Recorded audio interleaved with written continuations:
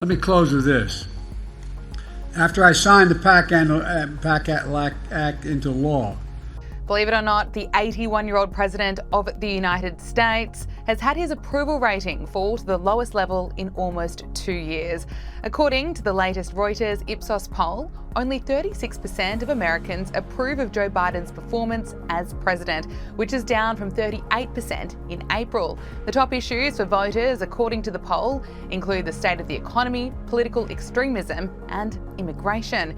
And a separate Reuters Ipsos poll this month found that many Democrats disapprove of Joe Biden's response to Israel's war on Hamas militants. With less than 6 months until Americans head to the polls, Joe Biden is racing against the clock to win over voters. Former White House Chief of Staff Mick Mulvaney has told Sky News what we can expect when Joe Biden and Donald Trump go head-to-head in 2 televised debates. Well, these debates promise to be fascinating, Laura. They really do. And they're sooner rather than later. They're the soonest, the earliest presidential debates in history. In fact, neither of the two gentlemen will actually be the formal nominees of their parties at the time of the first debate, which is about a month from now. But you can certainly expect a lot of discussion about Israel, a lot of discussion about immigration, a lot of discussion about the economy. But it's been a fascinating story in and of itself as to how we got here, because apparently both campaigns reached out to each other and avoided our third-party, nonpartisan presidential debate commission so they could arrange their own terms. So this is very much a Biden versus Trump show. They're taking steps to keep RFK Jr. off the stage. It's going to make some compelling television in just a couple of weeks. Joe Biden has declared what's happening in Gaza is not a genocide after the International Criminal Court issued an arrest warrant for Israel's Prime Minister and Defense Minister. We will stay with that issue. The decision and announcement today by the International Criminal Court's chief prosecutor to seek arrest warrants against the Israeli Prime Minister and Defence Minister, supposedly for war crimes, is a clear case of moral derangement. No foot soldier, no commander, no civilian leader, no one can act with impunity. Nothing on earth can justify willfully depriving human beings, including women and children, babies, the old and the young, of the basic necessities required for life. Now, true, he's also seeking arrest warrants against 3 senior leaders of Hamas, but they're underground and they are in hiding, and they're not democratically accountable in the way the 2 Israelis are.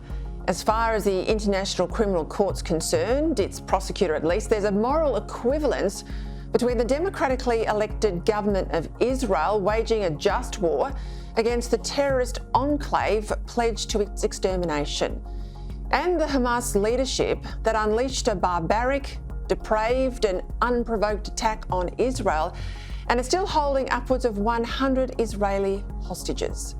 A clear inference of this decision is that there's no right of self-defence against an enemy that uses civilians as a shield, because significant civilian casualties constitute a potential war crime.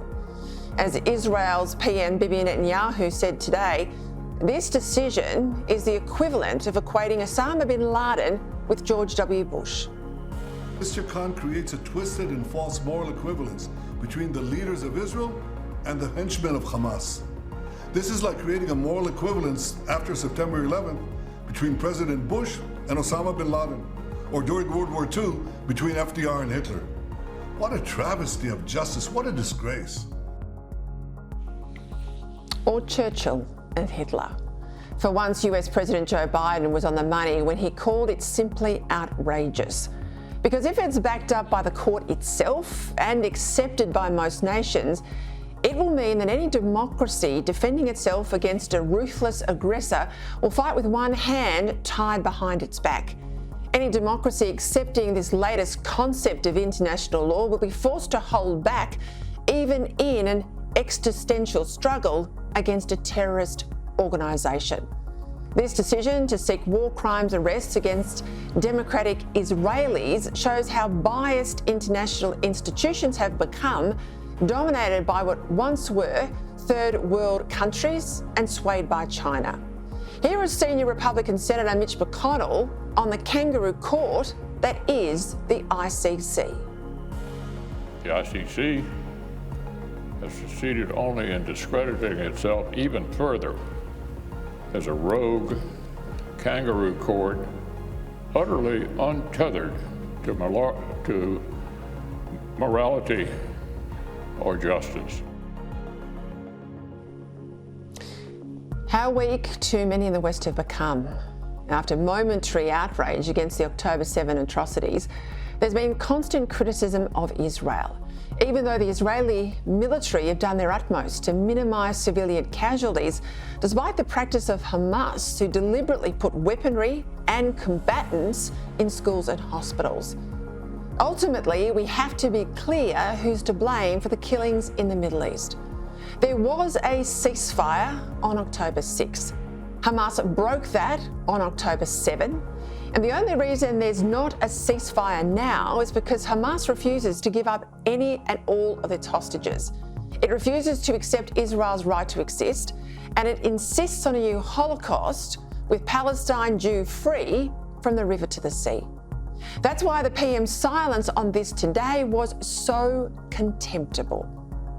Well, I don't comment on court processes in Australia, let alone court processes globally, of which Australia is not a party.